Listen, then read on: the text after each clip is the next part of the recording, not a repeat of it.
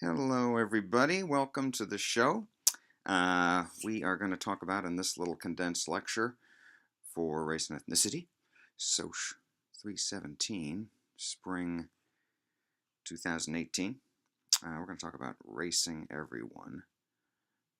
Hold on, if I can, darn it, got to get that going here. Racing everyone, which Dyer talked about in our book. Colorblind Fantasies, which Chuck Gallagher talked about at Centenary when he gave a talk here a few years ago. And he's published on it as well. And being invested in whiteness. Love that investment word and what that means, and we're going to explore that. By Lipsis, and we've read about that as well in the book. So these are just some. I know we've read about a lot in our book. White privilege, but these are just some highlights, and we're going to distill white privilege a bit today and talk about some economic realities, some physical realities, some landscape realities in that investment. And it's making us all unhealthy, and I mean physically unhealthy. So we'll talk about that here. And but I'm going to start talking about getting you to think about New Girl, which a lot of you all know. I assume. I think it's sort of one of the shows that everybody watches. But the African American character, I think it's called Wilson, I believe. But I heard my daughter, who's a college freshman, and her first year, and her cousin, who's a high school junior, rave about the show yesterday. Last night we're sitting around and they're talking about all the different characters, and they describe the different characters. They describe Schmidt, and they describe that other guy who's closest to Zoe there. I forget his name, but and as they describe the characters, including the black character, when they described that black character, they never mentioned his race. As they were describing him to, I guess, my dad and my sister-in-law there in the room. And that speaks to the fullness of his character, that he has so many different things you can talk about, and you don't see race as being important. They don't see it as being important in the show. They're not constantly making jokes about that and stuff, apparently, I would think. Excuse me. And so that's an example of sort of a full character that any actor would like to play, and it's a multi-dimensional character. Okay, so that's maybe a good example. Though I haven't seen the show, I have to say. I've seen a little. Dyer on racing all people. Okay, that's his point. All people need to be, in a sense, raced because they are all benefiting or suffering from race, including white folks. So, some example of racing people that he gives in his article there. Skinhead Johnny and his Asian lover Omar set up a laundrette. Noting Asian, right? Making that a characteristic that's explicitly noted is sort of the opposite of what my daughter and her cousin were doing. A feature film from a promising Native American director is racing both the director in that case and the character Omar in the other case, versus say what's happening in New Girl or Black Panther, like we discussed. There doesn't seem to be any sort of racial characterizations there that limit the characters in any way, though the bad guy kind of does come from an African American experience, but that's an ethnic reality that is social structural and has to do with class and history and the history of oppression and ghettos in Oakland and so on. It's not racial, really, in any more of a essentialist sense. It's racial in terms of the lived reality. So, what's happening there is that people are particularized through race. Um, it becomes part of their identity that people are imposing on them. They're asking them to relate to the reader or the film viewer, or TV series viewer, or whatever it is, through race. They're obliged to do that. It's identifying their non-normality. You're not normal. You're not like everybody else, and we're going to interact with you on that basis. You're part of a category, and that categorization comes with constraints, special criteria. Sorry about that. We can ignore that. You'll hear the phone announcing who it is. And expectations. And those expectations, those criteria, those constraints are another set of sort of things you have to worry about. Women can understand this when we're talking about the sort of the attention to attractiveness that women have to, they're sort of obliged to measure up to in many ways that often men are not. But when we have those expectations, we suffer. We don't behave very well. We don't do our best. Performances suffer when people are made aware of a stereotype that they're being judged by. When people are told that there is a stereotype about them and that they fill that they fit that category, they don't perform as well. I think we've talked about this in class about how women, for example, before they take a math test, if they're told about the stereotype about women not being as good at math, on average, every time, in all sorts of conditions, on average, they'll perform less well than if they're not told about it.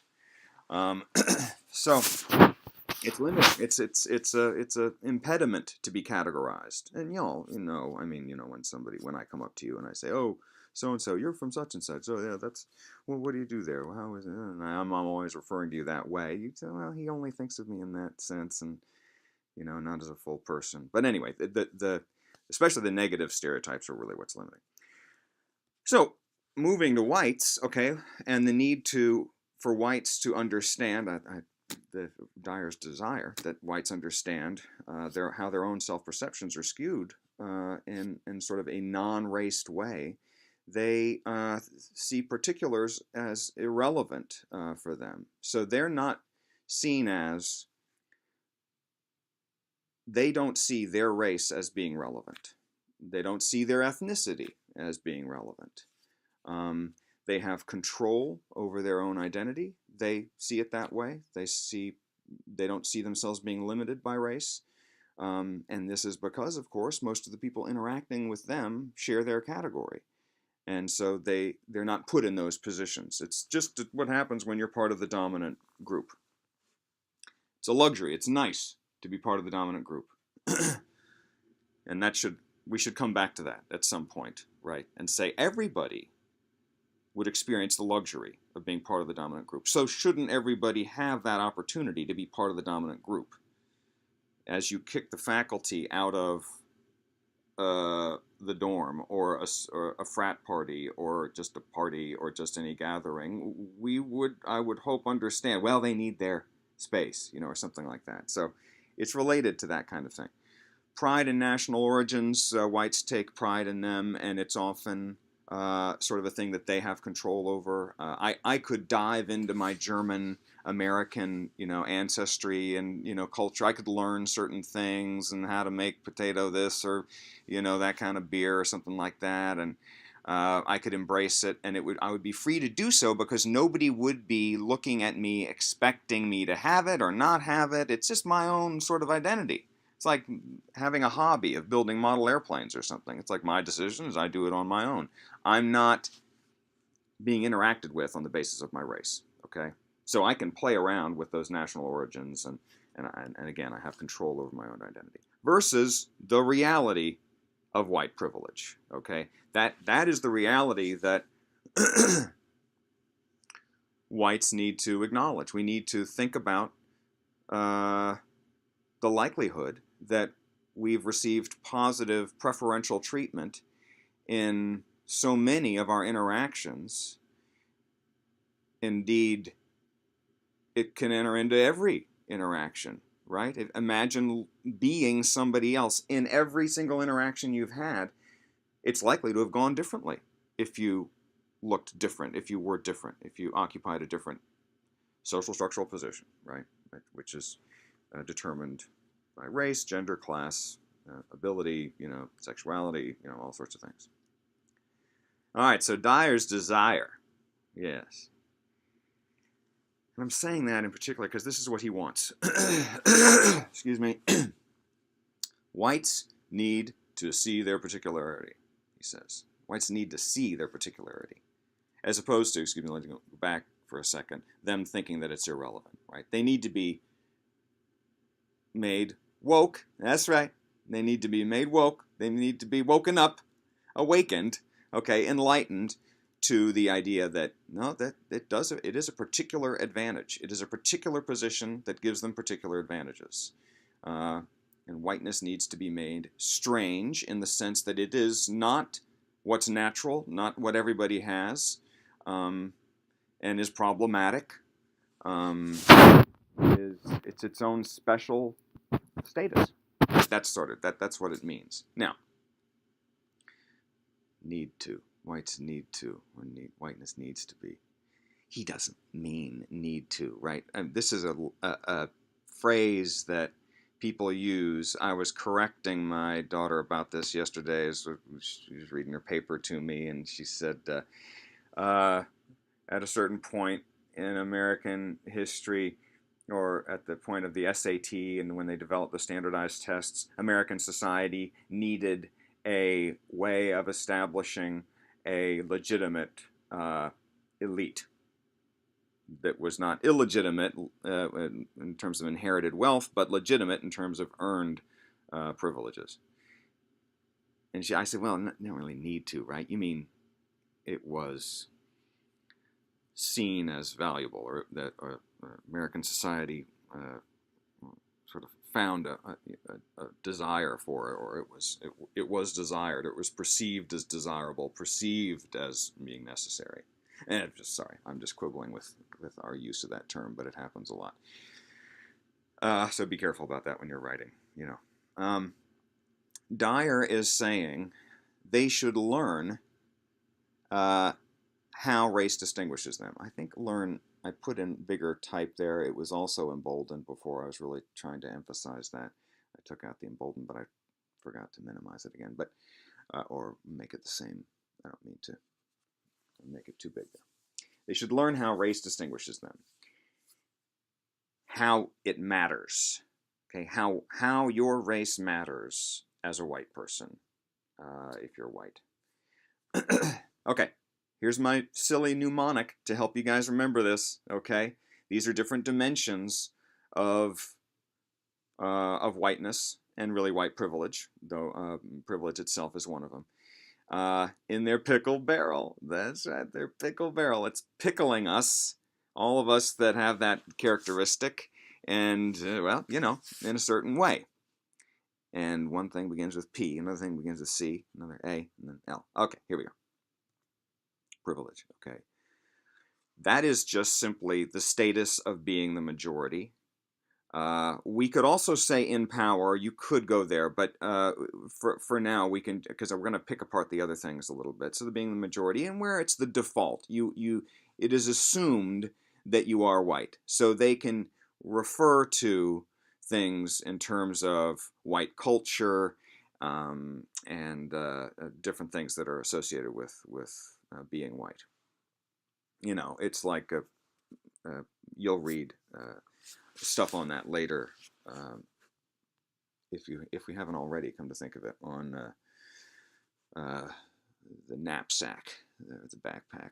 I think it's the knapsack that we all carry with us as white people, those of us that are white, that are benefits, that are just part of that default. You automatically get it, part of being the majority.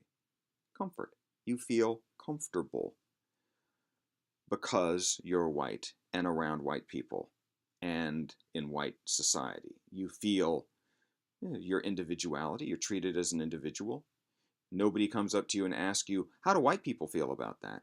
Because they're white talking to you and they realize you wouldn't have anything more to say about it than anybody else. You have a freedom to be whoever you want to be, and be judged on your own basis. You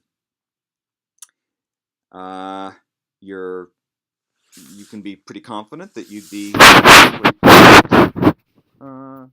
in any sort of way, and that confidence can lead to all sorts of performances that you might carry out as part of your job or anything like that. You can be confident that you'd be accepted. Okay. Learning resources. That is, resources for learning how to succeed. Role models who've gone before you and gone down well-trod paths from your position to where they are as a successful person, or somebody who's coped with something. They look just like you. There's so many people that have, trod the path ahead of you that you can follow. As opposed to somebody who, well, I don't think so. All those things are going to work. I don't think I'm going to have those kinds of interactions.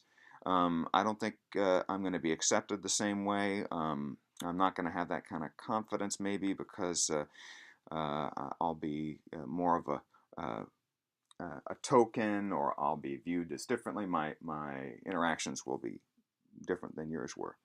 But also real resources, the net worth that you've got, the money that you've got in your pocket, in your bank account, or your access to capital through your networks. Being white, you're more likely to have white people in your social networks, and they're more likely to have more capital. And I mean economic capital that you can borrow on and get it, use as collateral for. It can be for a computer loan. I remember my first personal loan was to buy a computer, but and I think I used the used car. Yeah, I'm sure I did. The old used car that my parents gave to me. It wasn't that old, and I put that up for collateral to get the loan so I could buy the computer. So that they're part of my network, in other words. Okay, so being ignorant of this, right, could lead you to, right, again, this is being ignorant of the dip in the road, right? It's a similar sort of thing that you guys talked about so well in your exams, many of you. Being ignorant of this, you end up thinking about having a sort of a colorblind fantasy, or it's a colorblind blindness, right, if you're ignorant of that pickle that whites are in, that pickle barrel, as it were. Oh, it's a pickler. That's right. It's a shit. Did I mess that up? Sorry, guys. Yeah, it's supposed to be a pickler. I forgot to. It's in their pickler barrel because there's the R down at the end. Okay. Anyway, so Charles Gallagher points out that we have a dishonest popular culture as a result, one that portrays before us constantly, all the time, this racial heterogeneity, this racial diversity in our popular culture that really is relatively rare in the real world. We live in much more homogeneous groups than we like to think we do, especially as white people. People of color live in a much more diverse racially social networks because they've got so many white people around them. That's just the way it works. But white people are often in very, very homogeneous environments, and we see it all the time. I mean, we see it on shows, we see it on advertisements. It's nice. It's maybe sort of acknowledged to be kind of a fantasy that, hey, look, we're all getting along. Look, there's even a couple gay same-sex couples there, maybe, and cross-race and so on. Oh, it's wonderful. But maybe that happens less often than we think it does. And is it okay that diversity is depicted that way if it's really not normal? Okay, it's something I'd be interested in talking with you guys about when we get together again in class. Is it propaganda? Is it ever appropriate to show that kind of stuff? I remember when Chuck first presented this at Centenary, I was like, well, but isn't it good to sort of model this, that, hey, we can be together. Look, it's fine. Look, right? Or, hey, no, yeah, sure. Why not? Right? But I was getting the point, right? I understood that it was part of that. It was supporting a colorblindness. Yes, it will be good. It can be good, but we're not doing it. Okay. Sorry, that's supposed to come later. Okay, Lipsitz. We are invested in whiteness. Invested in it. That means we're putting stuff into it to gain later, right? To profit later through institutional discrimination. Policies used by institutions that end up discriminating allow us to benefit from those policies if we're white. Okay? So how so? Well, redlining is my example that we're waiting to get to here, right? Where they redline non-white neighborhoods and make it harder to get loans, home loans, in those non-white neighborhoods, or they jack up the interest rates, things like that. For example, Black and Latino mortgage applications are 60% more likely to get turned down. Controlling for income. Controlling for income. White applicants have a greater likelihood of taking out loans and being successful in taking out loans because they have a greater likelihood to have their problems overlooked. So when you put the same application before loan officers, if all you change is the race, you'll see research that shows that they're less likely to, they're more likely to get approved if they're white. And the net worth also, when you look at net worth differences, is likely to be higher, which of course helps you get a loan. That's due to past discrimination, right? I mean, it's due to segregation in the past, but past discrimination in general throughout the country, and the accumulation of equity that occurs if you're being preferentially treated as whites are. So to the people of color, particularly African Americans, the statement, I love this statement. Come on, you gotta dig this, and it's been quoted. Actually, I was looking on the web; a number of people have quoted it. It's as if they're saying, "We can't give you a loan today because we've discriminated against you so successfully in the past that you haven't been able to accumulate any equity to pass down over the generations." Yeah. All right. So let's read that title again of his essay. It's a wonderful title, and again, I really love that word, investment. Okay, what's maybe the most important term in that title? Yeah. Okay, so I've said it's investment.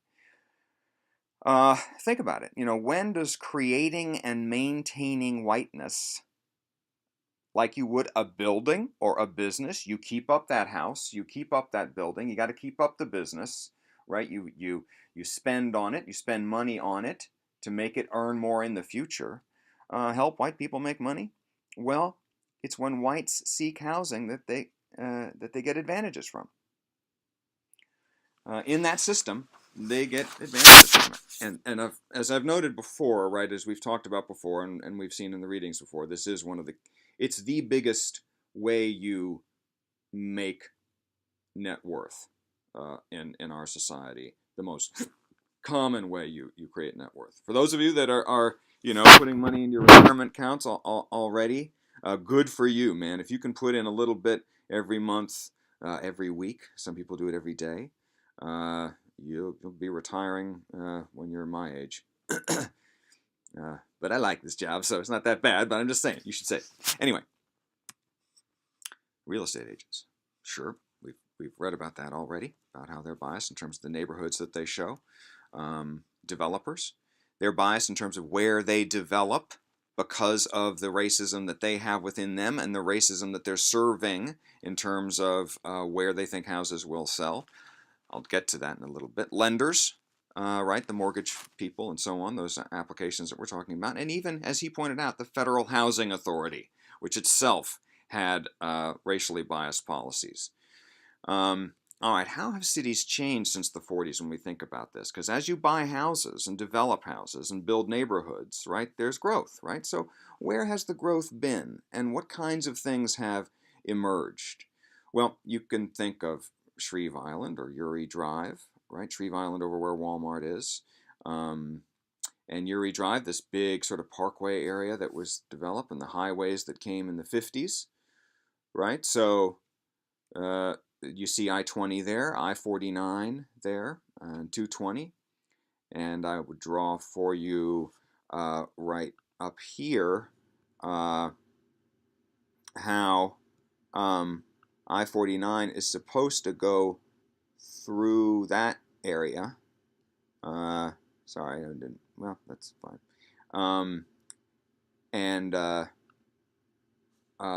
wreck those neighborhoods there, and that's one actually a little bit more over to the west, if you will. It's more over there, but those are wonderful sort of spaces in there.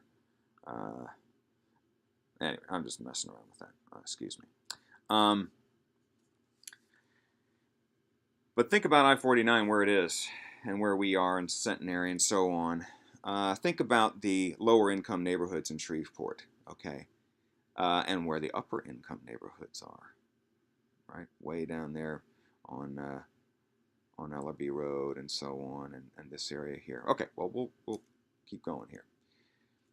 Okay, so it's been biased growth that we've seen throughout the country. As you track urban development, you see growth away from centers, away from city centers. You see federal highways being built that have allowed that growth to happen. That's why there's been growth south of Shreveport, right? Fracturing neighborhoods. So it cuts right down the middle of Shreveport. My God, if you guys have been to Herbie K's, right? Been to Herbie K's and had a shrimp buster down there?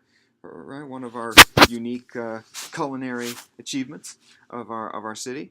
Y'all ought to try it out. It's a really cool place. But anyway, that neighborhood there, my God, it's a wreck, and you can see why, because of the highway that cut through it, I-20.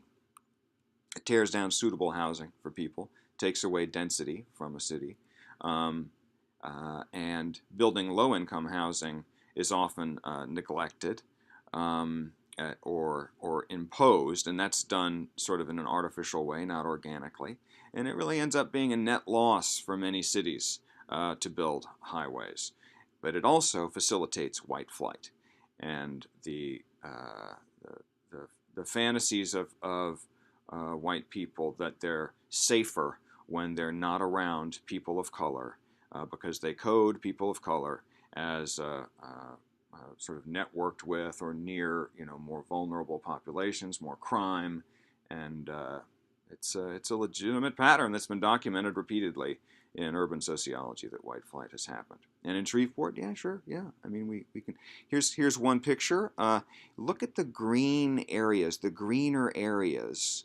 Those are called leafy suburbs. You sort of see it more clearly here. I'm not sure if this is sort of an effect of the photo, but I think you do see it like that. But you can see the Piermont area here in the center, where and I will sort of go over this, right? It's sort of right there, and there's the highway that divides some nice neighborhoods over here from over here, and this would be a more upscale, upper income neighborhood. So would these neighborhoods here in Allendale if you didn't have the highways that had cut through them. But they've increased the degree of isolation and differences in poverty, so and income levels. So highways have facilitated suburban development, and they've produced the growth of racially motivated, homogeneous suburban neighborhoods. Those outer neighborhoods tend to be more white, the suburban neighborhoods, and there's also producing a greater segregation of inner city neighborhoods, lower income and non-white. Is it a poor quality of life, though? Geez, you heard Donald Trump during his presidential campaign talk about how it was hell. There's this it's battles, and he'd be really putting it down. A lot of people are offended by that, who live there or live near there or have friends and neighbors who are there. And so it's not, I mean, there's negatives, but there are positives too. One of the myths is that there's a lot of crime victimization there, and there is, but property crime not so much. There's a lot of drug abuse, a lot of obesity there, but also obesity, frankly, in the burbs too, and that's a different thing to talk about with regard to all the driving that you have to do if you've uh, engaged in sort of a exodus to the suburbs. But there's a lot of social support, a lot of solidarity, a lot of mutual caring and joy there in those neighborhoods as you're helping each other and you're there together. And that's been noted that there's for Carol Stack is one sociologist who's done ethnographies of what it's like to live in these neighborhoods, and there's a lot of solidarity and neighborliness, and it's a good life there. But there is also a sense of isolation from elite resources.